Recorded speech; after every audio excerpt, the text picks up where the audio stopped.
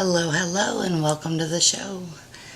I had it for another video all researched and ready to go for my first ever video, but I stumbled upon this story and I was like, no, I really need to do this because I just kind of couldn't believe that it was something that was happening here in the United States.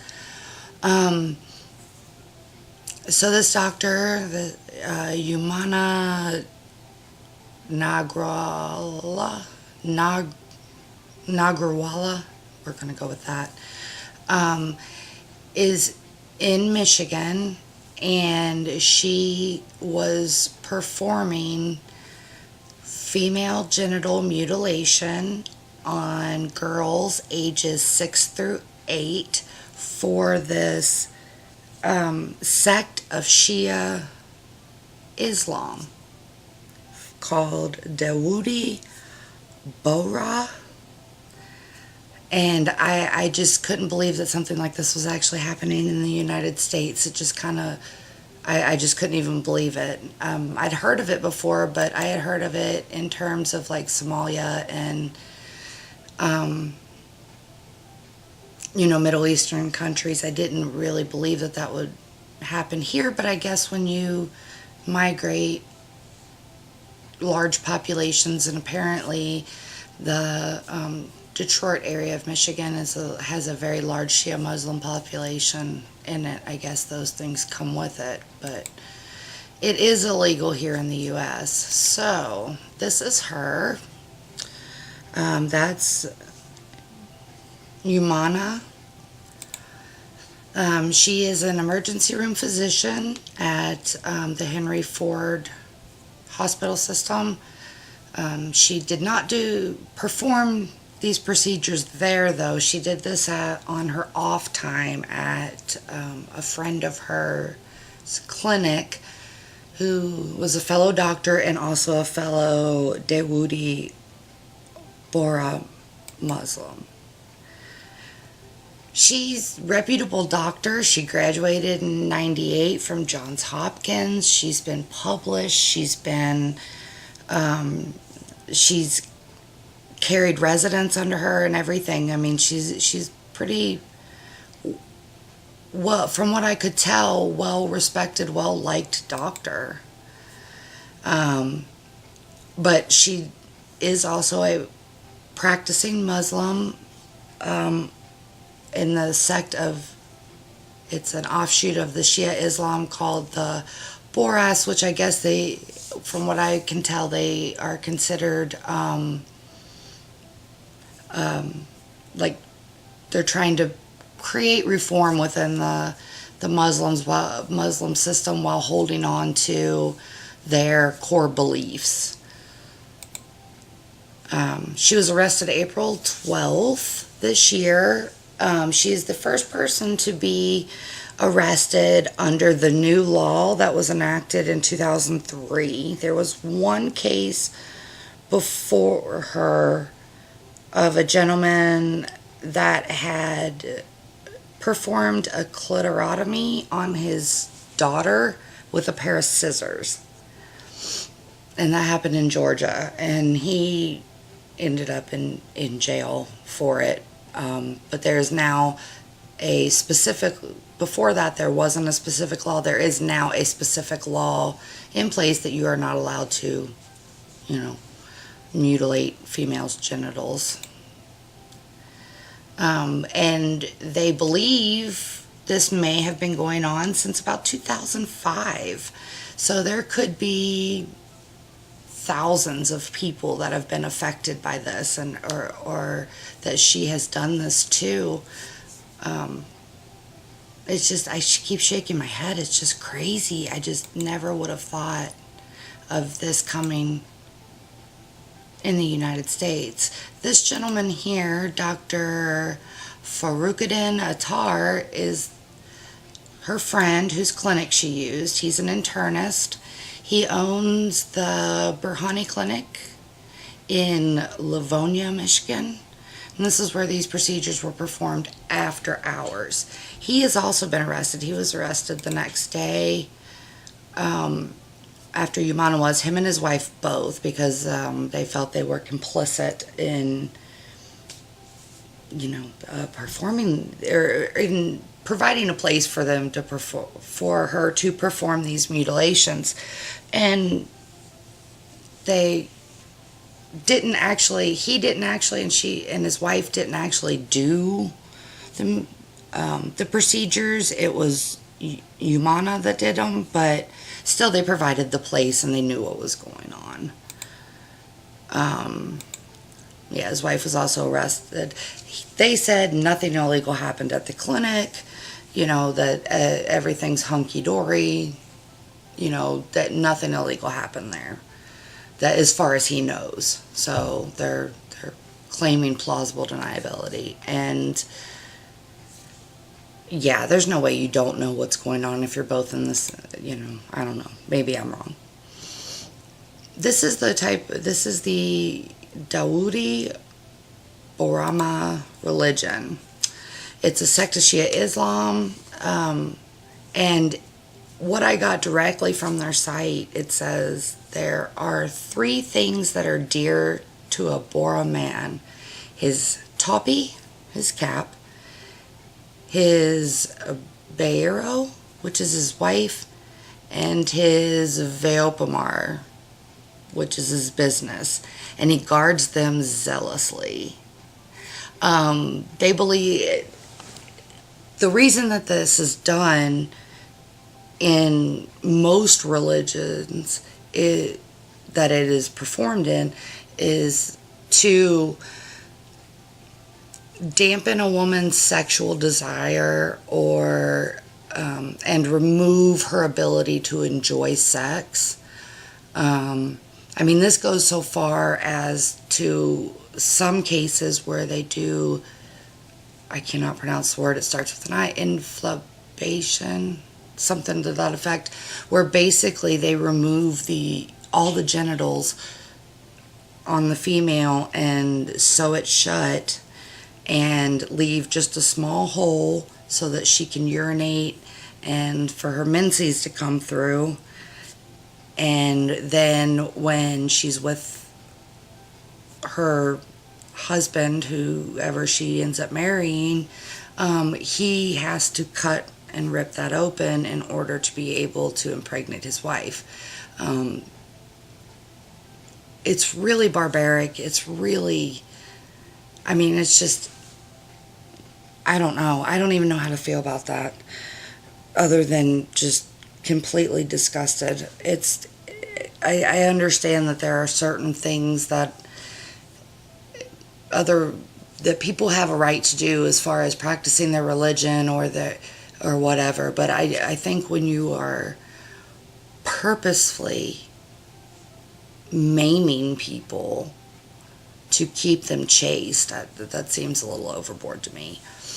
Apparently back in 2015, there was a group of people in Australia that were the same sect, and 3 of them were sentenced to prison for female genital mutilation as well. So it's not just in the U.S., but as these, as the culture is spreading and people are fleeing and seeking to be, refugees from the countries that everything is so unstable in the Middle East and parts of Africa. Those things are starting to flood through more developed countries, and I guess it's just new to us. I don't know, but there are actually several people who have been able to call for to get asylum in the United States based on female genital mutilation alone. That there was a mother with her children that she was afraid to go back to her country because her daughters would be her daughter's genitals would be mutilated, and that's just so she was granted asylum. That's how bad this can be. The children's moms, the 2 girls that this happened to in February's moms were arrested. That's Farida Arif and Fatima Dahodwala. I'm sorry, I'm doing the best I can with the names. But yeah, they ended up being arrested too for child endangerment. However, they were both let out on $10,000 bonds, and they are allowed to have contact with the girls because they don't believe that they're going to be any further threat to them. The lawyer for a couple people in this said that any mother who provided her child to this doctor or anyone else for the purpose of this religious procedure did so in absolute firm faith that this was required by their religion and that no permanent harm would come to their child. Those were her words. And when they did an examination of these poor girls after the fact, it was found that they actually were. The clitoral hood was split, and there were cuts to the labia minora and the clitoral hood on the other girl, and that, you know, that's permanent. That's a lifelong thing that they have now done to these girls, and it is a permanent harm, I would say. You know, because the lawyers and the doctors are arguing that they just scraped some excess skin for a religious ceremony that the parents could take home and bury as part of this religious ceremony. But when they looked at the girls, when they examined them, they realized that's not the case at all, that this actually was very true cases of female genital mutilation. And yeah, they were just, I think the doctor that did it as well was kind of in disbelief because he said he had not seen anything like that. So it's kind of crazy. That's really all the information I have on this right now. Everything's kind of going through the process and everything. On a side note, though, it never said how the FBI became involved in this, how they knew this was going on. I did read somewhere that, you know, they had tracked phone calls and stuff like that to these two women's homes that had driven into Michigan, from Wisconsin, that had driven into Michigan to have this done to their daughter on their special girls trip. When I think special girls trip, I think mani-pedis. I don't think genital mutilation. But yeah, so they said they tracked them that way, but it never says what tipped them off to that. I don't know, it's pure speculation on my part, but it may, you know, I mean, Big Brother's always watching, and you know, I guess sometimes that's okay. I don't know, I don't like it, but, you know, when things like this are happening, it's crazy. These, you know, and there have been multiple other little girls, I guess, that have come forward and picked the doctor's picture out of a lineup and, you know, said that she was the one that pinched them or gave them a shot where they peed, or, you know, however the girls in particular prescribed it. That's just a couple ways, but they picked her out and said, yep, she's the one that did it. So it's interesting to see where this is going to go, because I haven't really seen this like far and wide or very out there. But you know, it's just it's a horrible practice that creates, you know, just pain and a lifelong dislike of sex. And that's, you know, it's sad for these poor girls to have to go through this, and, you know, for their parents to think it's okay. I mean, to play devil's advocate on this one, it is a centuries old, steeped in tradition, part of their religion. But at the same time, it's just so mean. It's just awful. I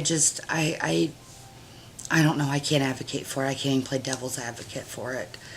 But yeah, so this was my first video. I hope y'all like it. I'm sure they will get better with time, and maybe eventually I won't use PowerPoints to do my videos anymore. I'll be linking some of the information, some of my sources down below for you all to do your own research. If you know anything else about this, I'd love to hear about it. See what you know. But I will be following this because it's, to me, just, you know, 2017 in the United States, and this is happening. And it's just crazy. So you all have an amazing day. Be good to each other. Spread love and light. Mama Frog